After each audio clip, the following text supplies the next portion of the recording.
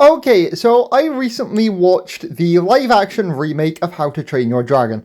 And before I do this review, a bit of context. How to Train Your Dragon is one of my all-time favorite animated kids movies, and back when this came out, well, not when it came out, but when it kept being reshown on television, this was the movie I was obsessed with constantly rewatching as a kid. I have watched the animated version of this movie way too many times. So I expected this live action remake to be absolutely garbage.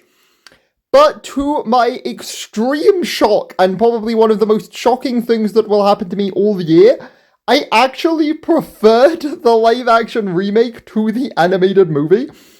So this version greatly expands on some lore and some backstory, because as a kid, I watched the How to Train Your Dragon kid shows as well.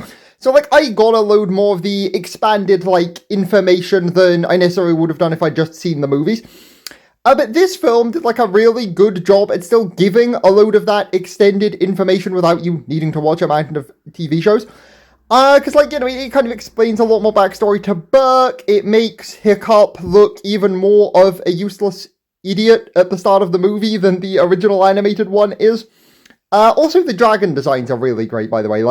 They translated them so well into live action.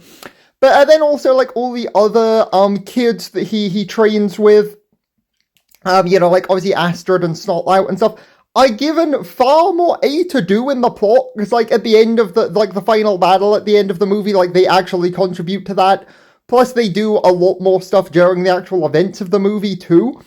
And I think the really fleshing out of the supporting characters greatly helps this movie, because honestly, in the original animated movie, I would say, you could cut out all the other kids in the movie would be the same. Technically, you couldn't. Astrid especially, needs to be in the original movie, but they don't really do much. Because the kid show, the animated TV show sequels is more when you get, the other supporting characters actually do stuff.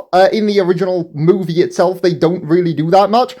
So this really made them do, a lot more. I also liked the change where instead of just training against dragons because they are, they made this more like a rite of passage coming-of-age trial thing. I thought that change was really good.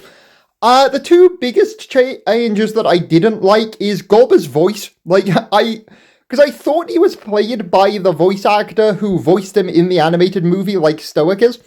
But he sounds completely different, so either he isn't, or he just did a completely different voice direction. But yeah, I kind of hated his voice. Stoic is also made way more unlikable in this movie.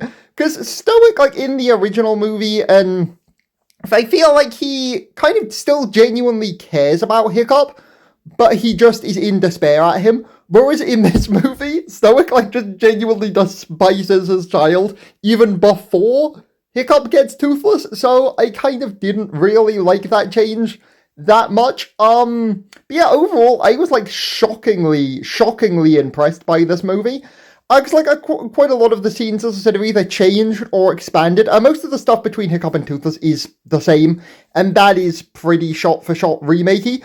But, a good 2/3 of the film is pretty different, because, as I said, even the scenes that are technically the same, the Dragon Fighting Academy and the big battle at the end of the movie, although they are technically, the same, general plot and things happening, the actual scenes play out completely differently, and they've changed and expanded them a lot. So honestly, if you really liked the original animated movie, I actually would genuinely implore you to watch this movie, because it is vastly better than you probably think it is going to be.